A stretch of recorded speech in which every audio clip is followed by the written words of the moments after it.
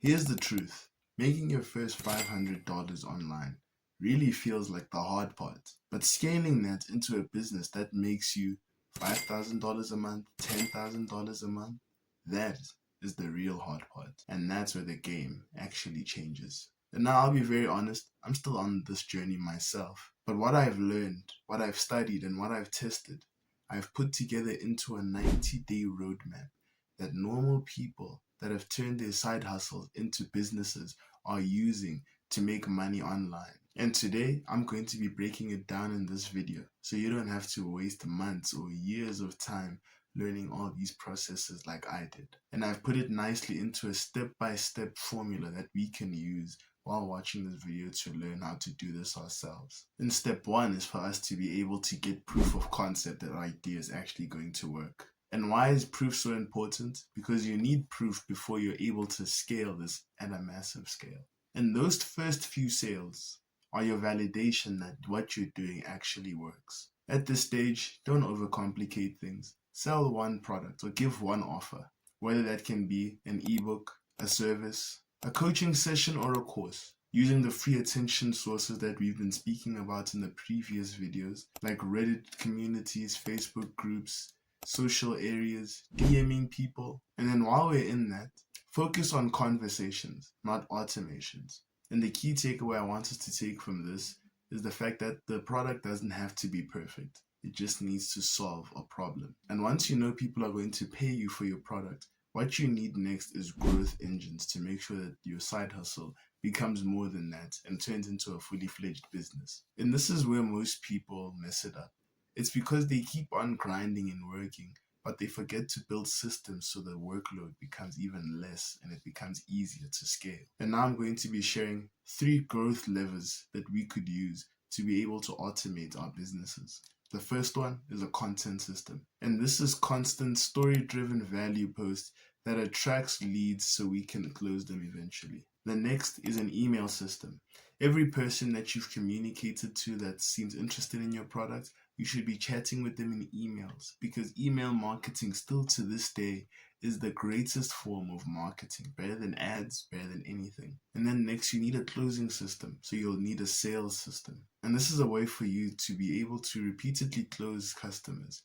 This could be with templates, scripts, or even funnels, just something that will keep them coming. And I'll be making an example with a lady called Sarah. Sarah enjoyed baking, and so she decided for a way for her to be able to show this to the world. And so Sarah started posting 3 videos every day onto TikTok, showing people her amazing recipes and how they could start getting into baking themselves. Each video of hers points to her free resource, which is 5 quick dessert hacks, and that is her lead magnet. And then after the course of her posting this for months, she eventually gets a list of 500 people onto her email list. And now the best part is she doesn't need to go around chasing leads because she's already built up her database.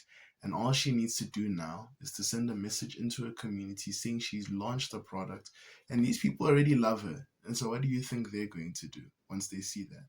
And the key shift is this for Sarah. She stopped thinking like a hustler and started thinking like a business owner that needed systems to run her business. And the key takeaway from this is to stop chasing sales and think about systems. And now that sales are starting to roll in, the next part is for us to multiply, which is scale. I'm going to be showing us 3 ways on how we can scale our businesses. One is with upsells.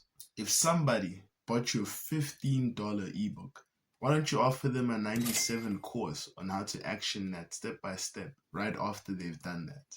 Or with partnerships, why don't you go to somebody with a similar audience as you, split the profits, and this is what's going to happen. You're going to grow so much faster because you have somebody else that has the exact same audience as you, and you all have the exact same goal. And then number 3 is community. This is for us to build a tribe of people who really resonate with what we're doing.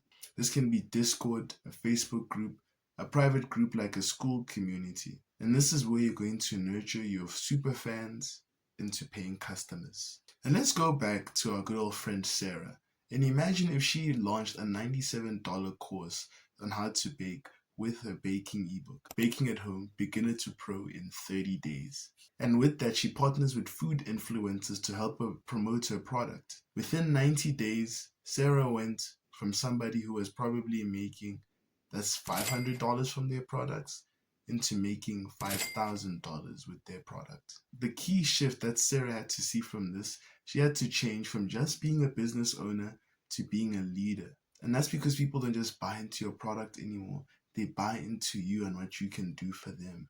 They become your super fans. And while we've been getting all of this stuff and we've been feeling super motivated to launch our digital products, there's some industry mistakes that we should avoid, like reinventing the wheel. Instead of doing something that you think will work, why don't you go back to the processes that already work and not change things that are broken, but instead use systems that already work and are already proven to get sales. And the next one could be ignoring emails.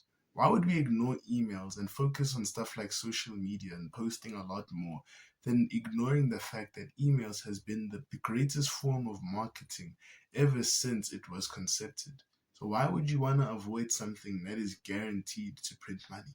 The next one is skipping systems. And I'm pointing this out because hustle can only really work for you in the short term, and systems can work for you in the long term. Because with the growth of AI, you're able to do what 100 people could do by yourself just by building a simple AI system. And then the next one is trying to scale too early. And what I mean by this is if you haven't gotten your proof of concept yet and gotten your first sale, there's no need for you to build crazy funnels, make ads, or burn money that you truly haven't even earned yet. And here's the truth. Scaling from $500 into $5,000 isn't about luck. It's about following the right roadmap. And in this video, you've seen 3 stages: proof of concept, growth engine, and scale. But in my ebook, I go even deeper than what I've touched upon in this video. In that, I give you examples, templates, copy, and proven systems that are already working. You can literally take that book, copy what is written on it, and turn your passion into a project that can make you money. And if you're serious about turning your side hustle, something that you do for free, into $500 and then eventually scaling it into $5,000 a month, then grab the ebook in my profile. This is the exact plan that I wish I had when I started, and this right here is available to you right now. So are you going to take it and action it, or are you going to be like everybody else and be left behind?